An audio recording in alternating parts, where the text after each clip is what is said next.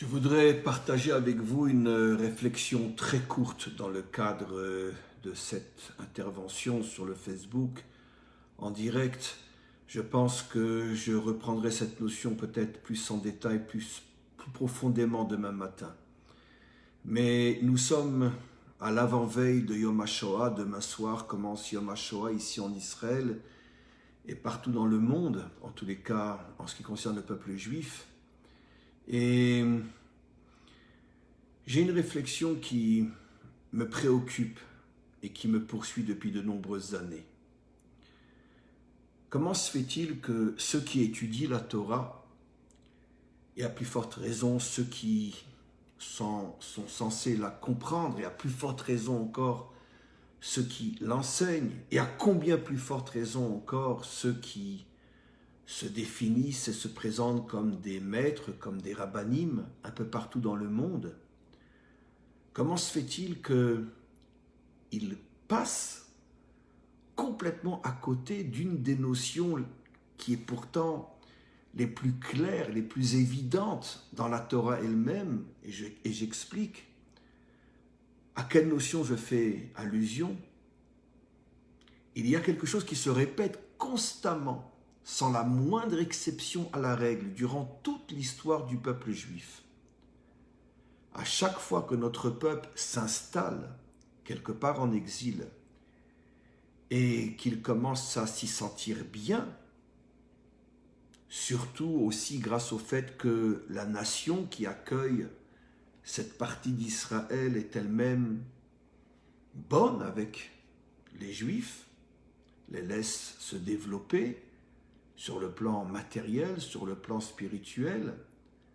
À chaque fois que ce genre de situation s'est produite dans l'histoire, très vite, à l'échelle de l'histoire bien sûr, très vite, la situation s'est complètement retournée. Tout d'un coup a surgi un dirigeant qui avait une haine inimaginable à l'égard des Juifs, et précisément là où tout allait bien, c'est précisément à cet endroit que tout se transforme en enfer inimaginable que personne ne pouvait prévoir. L'origine de ce processus se trouve dans la Torah elle-même. La descente en Égypte. La Torah clairement nous dit que les Juifs vivaient dans des conditions extraordinairement bonnes en Égypte au début, et qu'ils se multipliaient, qu'ils grandissaient sur le plan matériel, sur le plan spirituel. Et tout d'un coup s'est levé un nouveau roi qui ne connaissait pas ou qui a fait semblant de ne pas connaître Yosef, c'est-à-dire tout ce qu'Israël avait fait pour l'Égypte. Et tout d'un coup, des décrets inimaginables, la transformation du peuple juif en esclave, l'assassinat des premiers-nés et des horreurs absolument incroyables. Précisément à l'endroit où personne n'aurait pu imaginer qu'il puisse y avoir un tel retournement. Les choses sont claires.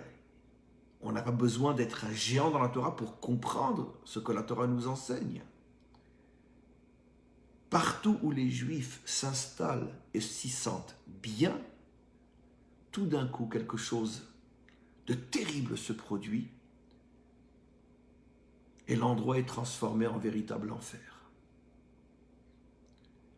Ce principe, on pourrait dire, bon, c'est réalisé peut-être en Égypte, mais bon, il ne va pas suivre dans l'histoire. Malheureusement, partout dans l'histoire, ce principe nous poursuit. À la fin de l'exil de Babylone, des siècles plus tard, les Babyloniens sont chassés par les Perses. Les rois perses sont très cléments à l'égard d'Israël, très bons à l'égard d'Israël. Et finalement, les Juifs commencent à se sentir très bien en exil sous domination perse et n'ont plus du tout envie de quitter l'exil. On les laisse progresser matériellement, spirituellement, et finalement, plus personne n'a envie de quitter l'exil de Perse. ou presque plus personne. Et viendra Aman, qui voudra exterminer tout Israël. Quel était, avant la Shoah, le pays où il était le plus facile, le plus agréable de vivre pour un juif? En Allemagne. Les juifs étaient considérés comme des citoyens à part entière. À Berlin, pratiquement un avocat sur deux était juif.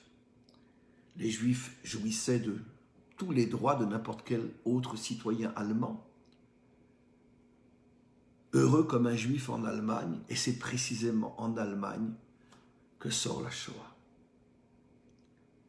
Ma question est la suivante, et peut-être aidez-moi à y répondre.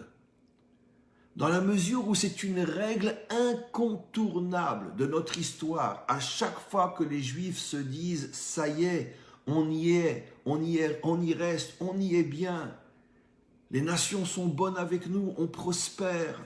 Et même sur le plan religieux, on peut exprimer notre identité juive sans le moindre problème. À chaque fois, c'est la catastrophe, dont la pire de toutes, la Shoah. Alors, ce que je dis, je n'ai pas besoin d'être un raf pour le dire. Je n'ai pas besoin d'étudier la Torah pendant 50 ans pour le dire. N'importe quel gosse peut le comprendre s'il a une approche honnête de la Torah. Alors comment se fait-il que les rabbinim partout dans le monde se taisent et ne font rien pour pousser les Juifs à quitter l'exil? On sait ce qui vient de se passer aux États-Unis et ce n'est pas la première fois. On le sait, je l'ai déjà enseigné après Trump, après cette cadence où dans 4 ans, lorsque les démocrates vont revenir au pouvoir, je le dis et je sais que j'ai raison. Petit à petit, l'Amérique va devenir ce qu'est devenue l'Allemagne. Le pays qui sera le plus terrible pour les Juifs. Les rabbinim en Amérique voient bien que les Juifs sont heureux comme un Juif à New York, heureux comme un Juif à Miami, heureux comme un Juif à Los Angeles. Pourquoi n'hurlent-ils pas? Pourquoi ne mettent-ils pas en garde ces millions de Juifs encore éparpillés dans le monde? Pourquoi ne leur disent-ils pas la vérité que même un enfant voit dans la Torah? Si tout va bien, c'est le signe que ça va être la catastrophe. Pourquoi?